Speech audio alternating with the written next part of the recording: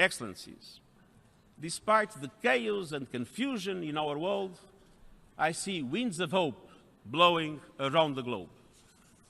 Just days ago, I witnessed the signing of a historic peace agreement between Ethiopia and Eritrea in Saudi Arabia. Soon after, the presidents of Djibouti and Eritrea met in Jeddah to launch a peace process. Eritrea and Somalia have established diplomatic relations. And in the same region, in the context of a summit of the Intergovernmental Authority on Development, IGAD, the two rival leaders in South Sudan have finally signed a peace agreement. I'm hopeful that these efforts will continue to be consolidated so that the people of the Horn of Africa can finally turn the page on war and conflict. The courageous initiative of the Singapore Summit between the leaders of the United States and the Democratic People's Republic of Korea, along with the recent meeting of the two Korean leaders in Pyongyang, offers hope for the possibility of a full and verifiable denuclearization of the Korean Peninsula in the context of regional security. In my recent visit to Colombia, I was impressed by the people's strong commitment to peace, now reaffirmed by President Duque. In Central Asia, I personally witnessed strengthened cooperation among states after Uzbekistan went through a peaceful political transition. Greece and the former Yugoslav Republic of Macedonia have taken a major step towards resolving their differences.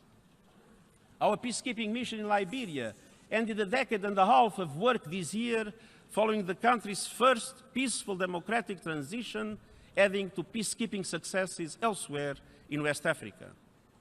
The approval of a compact on refugees and another on migration represents signs of hope, even if there is still a long way to go to reconcile full respect for the rights of people on the move with the legitimate interests of states. Hundreds of millions of people have been lifted out of extreme poverty across the world the past 3 decades, and we averted looming famine in the 4 countries impacted in the past 2 years. Armenia's young people were at the heart of the country's peaceful political transition earlier this year, showing the potential of youth to use their voice to advance democracy.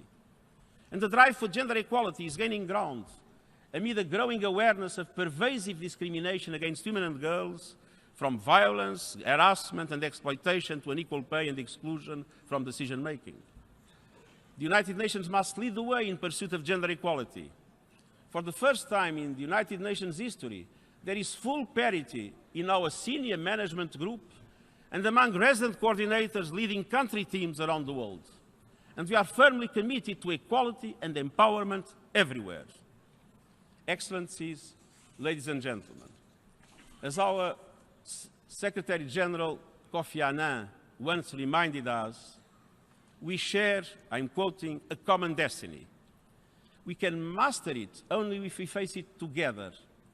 And that, my friends, is why we have the United Nations. End of quote. Our future rests on solidarity. We must repair broken trust. We must reinvigorate our multilateral project. And we must uphold dignity for one and for all.